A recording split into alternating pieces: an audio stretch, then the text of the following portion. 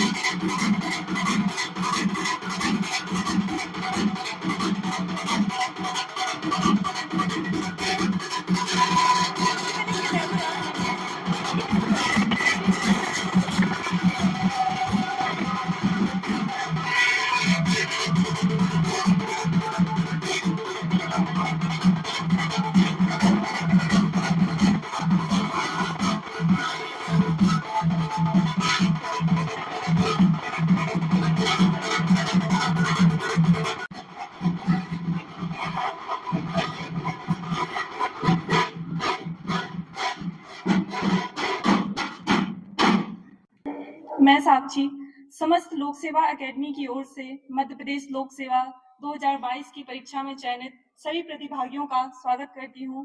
मैं आप सभी से अनुरोध करूंगी कि जोरदार तालियों के साथ आज के अतिथियों का स्वागत करें।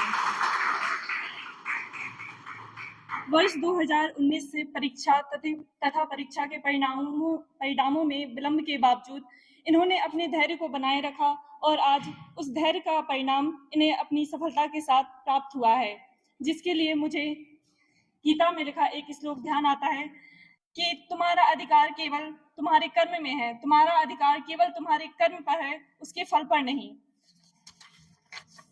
अब मैं इस कार्यक्रम को गति प्रदान करते हुए संस्था की छात्राओं को यहाँ बुलाऊंगी और उनसे अनुरोध करूंगी कि वो आएं और आज के अतिथियों का टीका के साथ स्वागत करें।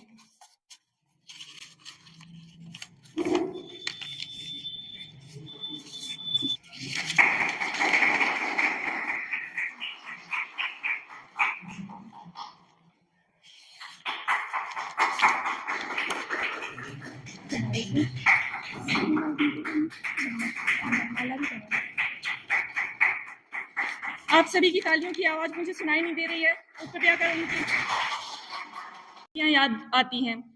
युद्ध जिनके जीवन में नहीं वो बड़े ही अभागे थे। युद्ध जिनके जीवन में नहीं वह बड़े ही अभागे थे। या तो कोई प्रण टूटा था या तो वे रण से भागे थे। इन्होंने इस दीर्घ यात्रा में अपने धैर्य को बनाए रखा और इस युद्ध में विजय प्राप्त की है। इसीलिए मैं चाहूंगी कि आप सभी पुनः इनका जोरदार तालियों के साथ स्वागत करें। अब मैं हम सभी के बीच उपस्थित माननीय श्री शैलेश सर को यहाँ बुलाना चाहूंगी कि वो आए और आज के अतिथियों का परिचय दें।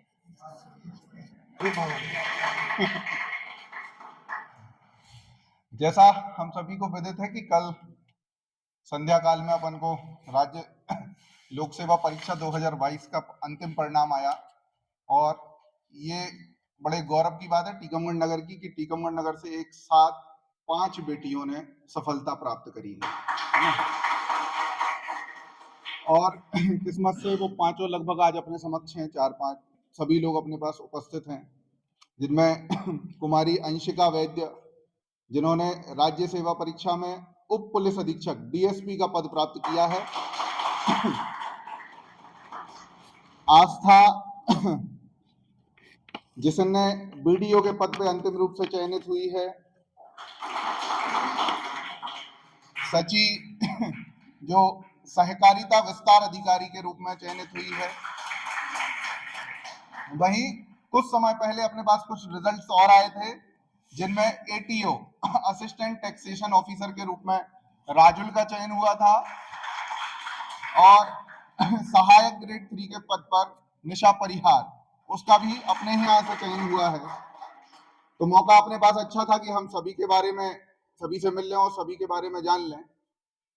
ये सब जानने से पहले एक बात और अपन समझ लें कि इन सब ने इसी नगर से अपनी शुरुआत करी थी और फिर महानगरों में गए, वहां से अपनी तैयारी को अंतिम रूप दिया। तो मुझे लगता है कि आज इनका दिन है, तो अपन ज्यादा से ज्यादा इनको सुने, है ना, और इन्हें भी अच्छा लगे।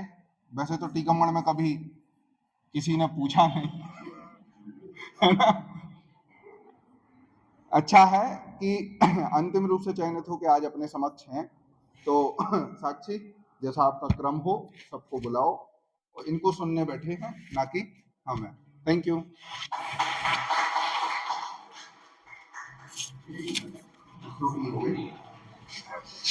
जिले के अधिकारी भी हैं, है ना। जिले में प्राची मैम हैं जो नायब तहसीलदार के पद पर पदस्थ हैं। साथ ही हाल ही में अपन ने जिनकी सफलता का हर्ष मनाया था, मनीषा जैन डिप्टी कलेक्टर के रूप में जो पदस्थ हुई हैं, दोनों हमारे समक्ष हैं, है ना। हम चाहेंगे कि अब आप जैसा कि सर ने बताया है कि जिला टीकमगढ़ की जिला टीकमगढ़ की छात्राओं ने अपने जिले का नाम रोशन किया है, तो उसमें मुझे तनवीर गाजी की 2 पंक्तियां याद आती हैं कि तू खुद की खोज में निकल, तू खुद की खोज में निकल, तू किसके लिए हताश है, तू खुद की खोज में निकल, तू किसके लिए हताश है, तू चल तेरे वजूद की भी समय को तलाश है, तू चल तेरे वजूद की भी समय को तलाश है। मैं सर्वप्रथम पूजा जैन को, तो मैं कुमारी मानसी जैन को यहाँ बुलाना चाहूंगी कि वो आस्था जैन, सॉरी मैं चाहूंगी कि वो यहाँ आए और अपने अनुभवों को यहाँ शेयर करें। प्लीज जोरदार तालियों के साथ उनका स्वागत करें। पहले तो सभी को थैंक यू मुझे इधर बुलाने के लिए और इतना अच्छा वार्म वेलकम देने के लिए। और मैं बिल्कुल प्रिपेयर्ड नहीं हूँ, मुझे क्या बताना है, क्या बोलना है, क्योंकि ये बिल्कुल फर्स्ट एक्सपीरियंस, कल रात में ही रिजल्ट आया और भैया बोले कि सुबह, मतलब आप लोगों को आज सुबह फ़ोन आया कि दोपहर में आना है। तो अभी तो मैं आपसे यही कहूँगी कि आप जिस भी एग्ज़ाम की पढ़ाई कर रहे हो, या MPPSC हो या कोई भी स्टेट एग्ज़ाम या सेंट्रल का जो भी एग्ज़ाम हो, आपके लिए कमिटमेंट, डेडिकेशन बहुत इम्पोर्टेंट हो जाता है। क्योंकि उस चीज़ से आप यदि किसी चीज़ को करते हैं, करने का प्रयास करते हैं, कंटिन्यूटी बहुत ज़रूरी होती है। कंटिन्यूटी या कंसिस्टेंसी ब्रेक होती है, जिस समय उस समय आप भटकते हैं और कुछ और ख्याल आता है, तो आपके जो पढ़ने का एक वो रहता है, क्या बोलना चाहिए, पढ़ने की जो तरीका रहता है वो कहीं न कहीं ब्रेक होता है, तो आपको वो बहुत ज़रूरी होती है। और कुछ मोटिवेशंस फैक्टर बहुत इम्पोर्टेंट होते हैं। जैसे हम लोगों का सर लोग इधर बैठते थे, कोई गेस्ट आता था तो इधर देखते थे, तो वहाँ से जो इधर तक की जर्नी होती है, भले ही मुश्किल होगी, भले ही फेलियर्स होंगे, लेकिन आपको मोटिवेटेड रहना है कि आपको भी आज इधर बैठ के देख के अच्छा लग रहा होगा कि हम भी इधर आएंगे, तो बहुत कॉन्फिडेंट आता है इधर आने में, इधर बैठने में। तो मेरा बहुत मतलब फर्स्ट एक्सपीरियंस ही है ये, तो मैं तो मतलब आपसे अभी तो यही कहना चाहूँगी। और यदि कोई सपोर्ट, कुछ हेल्प कुछ है आपका, तो मैं बिल्कुल ही आपको मदद करूँगी। और थैंक्स टू शैलेश भैया, क्योंकि मैंने जो शुरू किया था, मेरी ग्रेजुएशन हुई तो 19 से जो मैंने शुरू किया, 18-19 जो सेशन चल रहा था, तो मेरा और सची का टाइम था वो, मतलब हम दोनों इधर आते थे, ये ज्वाइन किया था, राजुल ने मेरे साथ ज्वाइन किया था, हम तीनों, हाँ बाद में थोड़ा। तो मेरा और सची का हम लोगों का इधर से ही रहा है। 2 टीचर हम लोगों को मिले थे, पहले शैलेश भैया, और मैं उनको बहुत हार्टली थैंक्स बोलूँगी, और दूसरे पारस भैया, उनको भी मैं इक्वली थैंक बोलूँगी, क्योंकि दोनों ने मुझे अच्छा गाइडेंस दिया है। और कहीं न कहीं इधर की पढ़ाई से ही मैं बाहर जो एग्ज़ाम निकाल के मैं फिर इंदौर गई थी, तो मैं वहाँ सेलेक्ट हुई थी कि मैं वहाँ जाके पढ़ूँ। तो कहीं न कहीं मेरा बेस जो हुआ, जो थोड़ी पढ़ाई हुई, वो टीकमगढ़ से हुई है। तो मैं आपसे कहूँगी कि इधर से भी आप तैयारी कर सकते हैं, प्रिपेयर कर सकते हैं, अपना कॉन्फिडेंस बिल्डअप कर सकते हैं और आगे की स्टडीज़ भी आप इधर प्रिपेयर कर सकते हैं। तो आप इधर सपोर्ट लीजिए, लाइब्रेरी हैं, भैया हैं, अब भाभी भी हैं, मैम भी हैं तो और फिर इधर की मैम भी हैं, अभी इधर ही पोस्टेड हैं, तो वो बाकी हम लोग तो सब हैं। हाँ, तो अभी के लिए तो यही, और आपको जो भी लगे तो थैंक यू।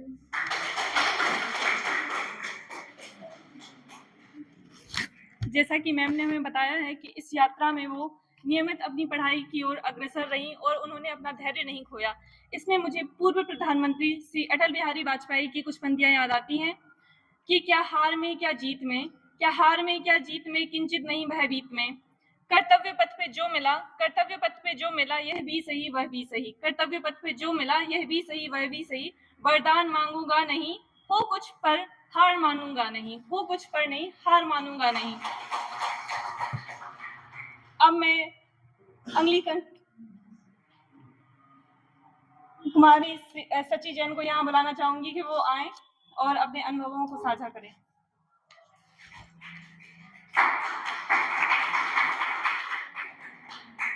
सबसे पहले तो सभी को धन्यवाद यहाँ बुलाने के लिए।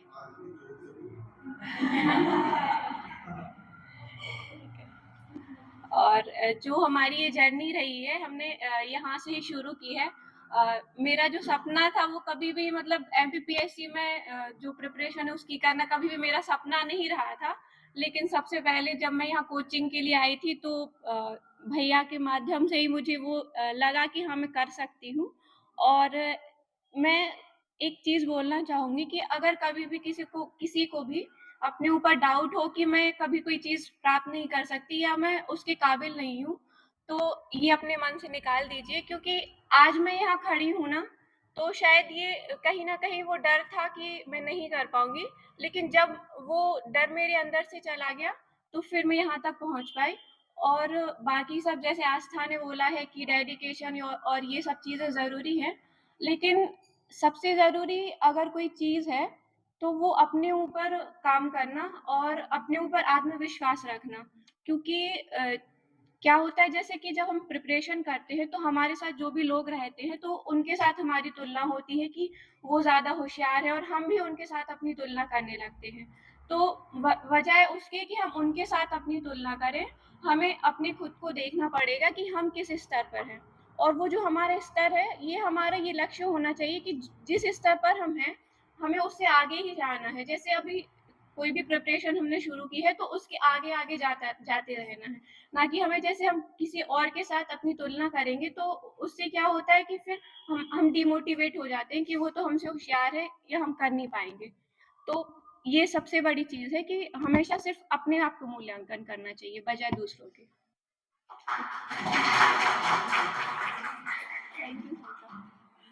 चाहूंगी कुमारी अंशिका वैद को, वो यहाँ आए और अपने अनुभव साझा करें। जोरदार तालियों के साथ इनका स्वागत करें। First of all thank you Shailesh sir, thank you ma'am and everyone, इतना अच्छा वार्म वेलकम देने के लिए और हम सबको इधर पे इनवाइट करने के लिए।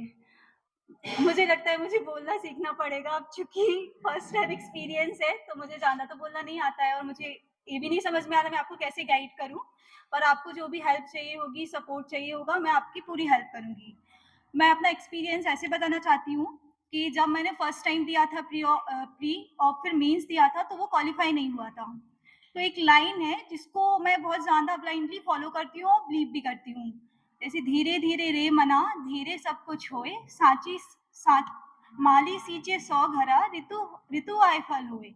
तो एमपीपीएससी भी इसी तरह है, आपको स्टेप बाय स्टेप उसको फॉलो करना पड़ेगा। स्टेप बाय स्टेप अगर आप आगे बढ़ते रहोगे, आपकी गलती हुई है उसे सुधारो। जैसे फर्स्ट टाइम मैं नहीं निकली तो मेरी जो गलती थी मैंने उसे करेक्ट किया, फिर दूसरों से पूछा कि इसमें और कहाँ पे अपन लोग इम्प्रूव कर सकते हैं। तो आप जब स्टेप बाय स्टेप इम्प्रूव करते हो खुद को तो आपको एक दिन सफलता जरूर मिलती है। तो मैंने भी बस उसी को फॉलो किया, ना कि एक साथ आपको सफलता मिल जाएगी।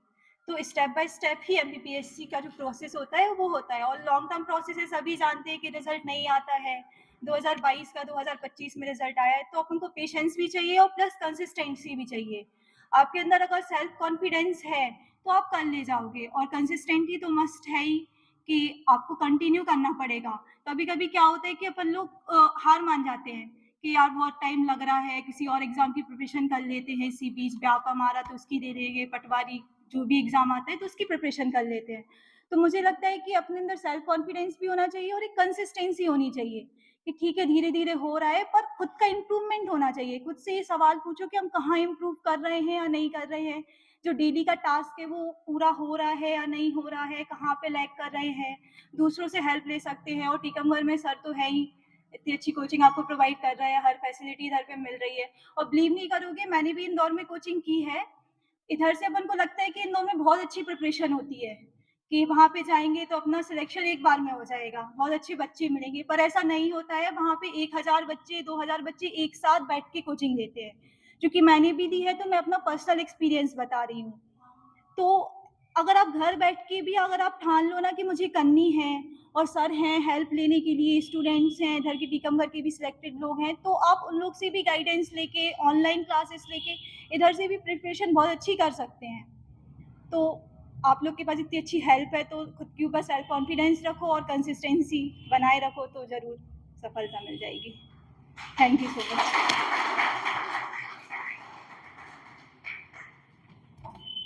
मैम ने हमें बताया कि जब उनका प्रथम प्रयास में एमपीपीएससी क्लियर नहीं हुआ तो वो पुनः उन्होंने तैयारी की, जिसमें बार बार मुझे ये समझ में आता है कि आपको परीक्षा हमेशा शिखर से शून्य पर लाके खड़ा कर देती है और व्यक्ति को पुनः शून्य से तैयारी करनी होती है, जिसके लिए एक लाइन है, सफलता की राह में ठोकर खाकर गिरना आम है, सफलता की राह में ठोकर खाकर गिरना आम है, लेकिन हर बार उठ खड़ा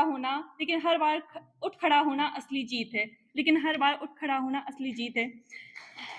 इसके बाद मैं बुलाना चाहूँगी राजुल जैन को, वो यहाँ आए और अपने अनुभव साझा करें।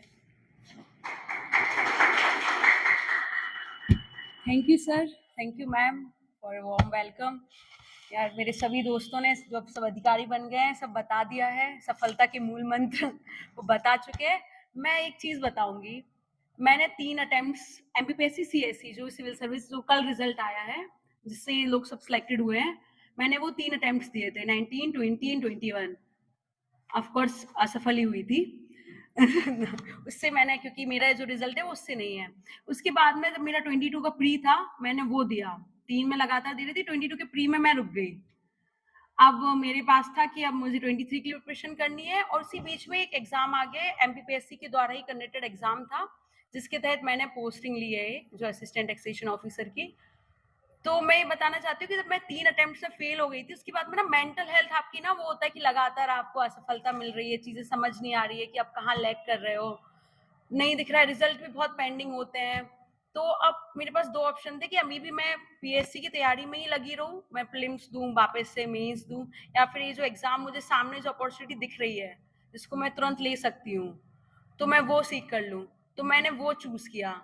तो अब आपको देखना होगा कि ये होता है कि आपको कितना टाइम आप दे पा रहे हो चीजों को। यदि आपको लग रहा है कि मेंटल हेल्थ इफेक्ट हो रही है, आप सिर्फ इसलिए लगे रहे उस तैयारी में कि नहीं कर लेंगे, और नहीं वो अच्छी बात है कर लोगे आप, लेकिन आप दूसरों को देखकर लगे हुए हैं कि नहीं हो जाएगा और लगातार अटेम्प्ट्स देते जा रहे हैं, खुद को पहचान नहीं रहे हैं कि भाई गलती कहाँ हो रही है। कभी कभार ना रुकना भी जरूरी होता है कि देख लो कहाँ गलती हो रही है, हम कहाँ लैग कर रहे हैं, और थोड़ा सा रुको और देखो, उसको समझो कि हाँ अभी मुझे ना अभी मेरी इतनी वो नहीं है, क्योंकि एग्जाम के लिए ना सब कुछ चाहिए, सिर्फ ये नहीं है कि आपको रिसोर्सेस मिल गए तो आप एग्जाम क्रैक कर लेंगे। आपकी मेंटल हेल्थ अच्छी होना, फिजिकल हेल्थ अच्छी होना, दोनों ही बहुत बराबर है। तो ये दोनों चीजें जब आपकी बेटर होंगी तो आप प्रॉपर स्टेट में होंगे तभी एग्जाम को क्रैक कर पाएंगे। मैं नहीं थी तो मैंने छोड़ दी थी, ड्रॉप कर दी थी तैयारी बीच में ही।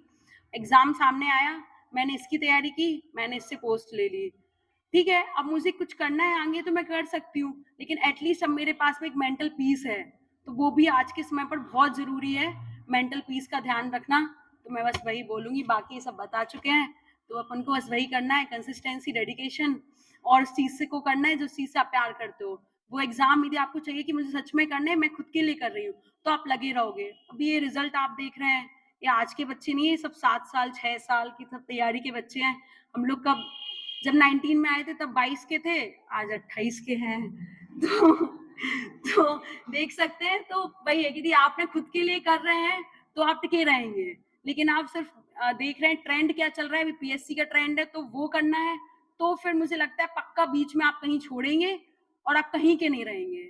तो वही चीज करना जो मन बोले, जो समाज बोले और जो ट्रेंड बोले वो मत करना।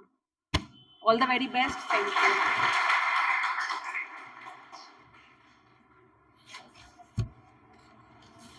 मैम ने हमें बताया कि उन्होंने कैसे अपनी गलतियों को सुधारा है, कि जो प्रथम प्रयास द्वितीय प्रयास में उनकी गलतियां हुई उन्होंने अपने आने वाले प्रयास में उसे सुधारा, जिसके लिए अमिताभ बच्चन की कुछ पंक्तियां हैं कि मैंने शांति नहीं जानी है, कि मैंने शांति नहीं जानी है, त्रुटि कुछ मेरे अंदर भी है, त्रुटि कुछ मेरे बाहर भी है, त्रुटि कुछ मेरे अंदर भी है, त्रुटि कुछ मेरे बाहर भी है, दोनों को त्रुटिहीन बनाने के लिए, दोनों को त्रुटिहीन बनाने के लिए मैंने मन में ठानी है, मैंने शांति नहीं जानी है। इसके पश्चात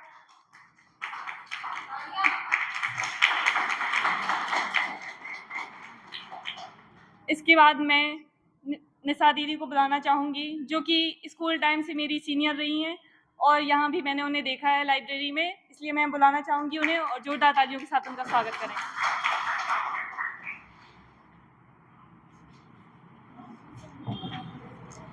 very good evening to all of you. सबसे पहले तो मैं शैलेश सर और शिफाली मैम का बहुत बहुत थैंक यू बोलना चाहती हूँ।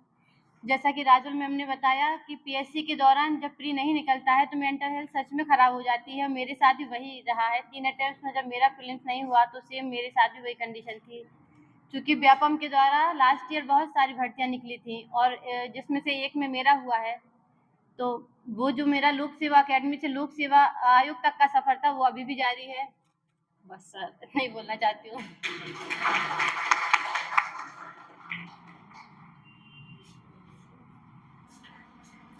इसके बाद हमारे साथ 2 और लोग हैं जिनसे हम पहले भी मिल चुके हैं, लेकिन मैं उन्हें पुनः यहाँ बुलाना चाहूँगी कि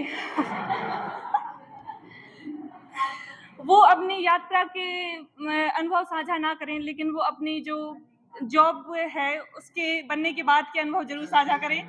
इसलिए मैं प्राची जैन मैम को यहाँ बुलाना चाहूँगी कि वो आए, जोरदार तालियों के साथ उनका स्वागत करें। सबसे पहले सभी चयनित अधिकारियों को बहुत बहुत बधाइयाँ, शुभकामनाएं। आज आप सब लोग मतलब अधिकारी फाइनली बन गए हैं, है ना।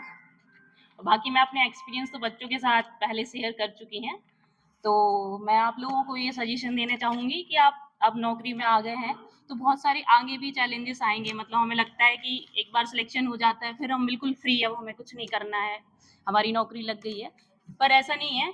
आप जब नौकरी में आ जाते हैं तो आपके पास नए नए चैलेंजेस आते हैं। मतलब आपको वर्क लाइफ बैलेंस सबसे पहले सीखना होगा यहाँ पर जाके, और जब आप ज्वाइन करोगे ना तो आपको एक चीज़, मतलब मैं यहाँ से बहुत छोटी चीज़ बता रही हूँ, वैसे आस्था के पिताजी भी मतलब नौकरी में रहे हैं तो उसको तो पता होगा कि आप वहाँ जाते हो आपको ऐसा लगता है कि लोग आपको वहाँ सिखाएंगे, पर वहाँ आपको कुछ सीखने नहीं मिलता है। आपको वहाँ खुद जाके सीखना पड़ेगा, हर चीज़ आपको खुद वहीं जाके पूछनी पड़ेगी। मतलब आप अपने हिसाब से जितना कर पाओगे ना वही कर पाओगे। मतलब ये उन पर डिपेंडेंट नहीं रहना जैसे हम यहाँ पर रहते हैं कि कोचिंग में सिखाया जाएगा तो हम सीखेंगे, पर वहाँ ऐसा नहीं है। प्रोविजन पीरियड होता है 2 साल का, पर जब मतलब वहाँ पर ये रहता है कि आप जो खुद से सीख पाओ वही सीख पाओगे, है ना। तो आप लोगों की सबसे पहले कोशिश करना, जैसे ही ज्वाइन करो आप वहाँ की वर्क स्टाइल को देखो कि कैसा क्या है वहाँ पर और उसको सीखने में लग जाओ, क्योंकि मुझे लगता है आप जो प्रोविजन पीरियड में जितना अच्छा सीख लेंगे ना आप अपने करियर में उतना अच्छा कर पाएंगे, क्योंकि आपके ये 2 साल जो है ना वो सीखने के साल हैं। इसमें आपने जितना कर लिया आप उतना बेहतर अपने करियर में कर पाओगे। तो इसलिए इस चीज़ को बहुत अच्छे से ध्यान रखना कि हम वो चीज़ मतलब वहाँ से सीखें। मतलब पहले चीज़ों को कुछ टाइम नोटिस करें, अपने जो बाकी लोग सिलेक्टेड हैं प्रीवियस में उनसे हेल्प ले सकते हैं, पर मुझे लगता है ऑफिस में इतना कोई कोऑपरेशन आपको नहीं मिलेगा। मतलब मिलेगा पर उस तरीके से नहीं मिलेगा। नहीं डरा नहीं रही हूँ, मतलब मिलेगा पर ये उनका पूरा डिपेंडेंट नहीं रहना, क्योंकि वहाँ ना कुछ चीज़ें वैसी भी आ जाती हैं कि लोग आपको आगे नहीं बढ़ना देना चाहते, क्योंकि लोग ये भी चाहते हैं ना कि भाई मैं भी तो तुम्हारे समकक्ष अधिकारी हूँ, मैं तुम सीख जाओगे तो फिर मैं क्या करूँगा, है ना। तो मतलब आपको खुद से सीखने की जो ये है ना कि अपन जैसे नौकरी में पहले प्रिपरेशन में करते आए हैं वो चीज़ें हमें वापस से ध्यान में रखनी है कि हमें अभी भी सीखना है, अभी भी करना है, और अगर आप लोग आगे भी प्रिपरेशन करना चाहो तो आगे भी कंटिन्यू कर सकते हो, है ना। और बाकी थैंक यू सो मच।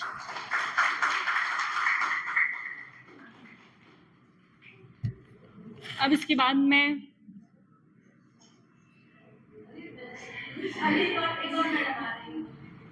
मैं फिर भी आपको यहाँ बुलाना चाहूँगी कि मैम मनीषा जैन आप यहाँ आएँ और अपने अनुभव साझा करें प्लीज़।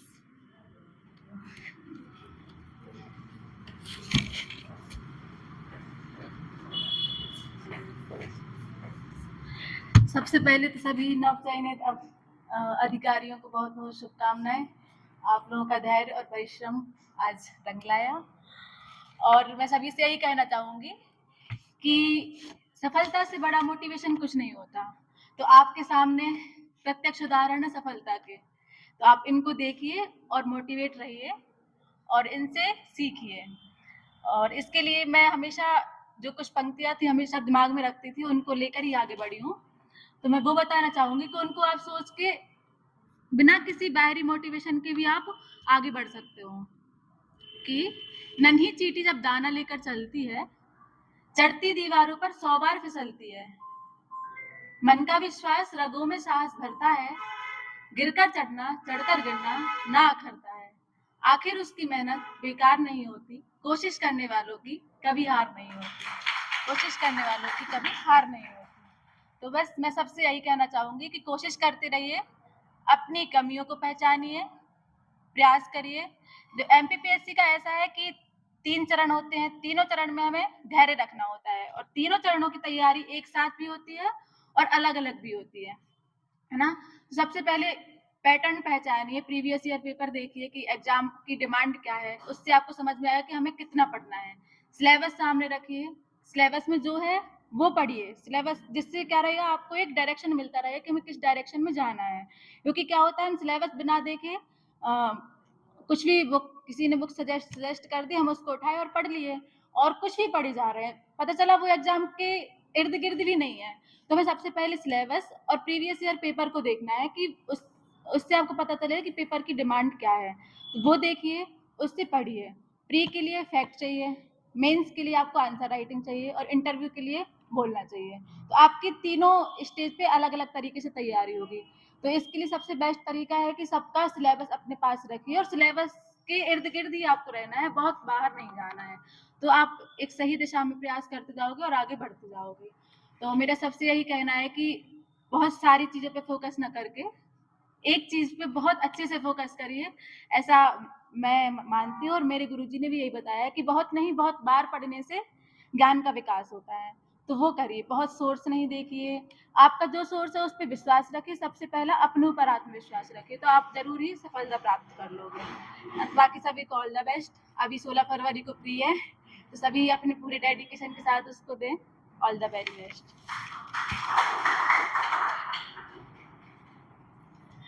आज हमने चयनित सभी लोगों के अनुभवों को सुना है, परंतु इसके पश्चात भी कुछ लोग रह जाते हैं जो इंटरव्यू के बाद बाहर हो गए, जिनकी भी असफलता के कारण हमें जानने चाहिए ताकि हम उनकी गलतियों को सुधार सकें।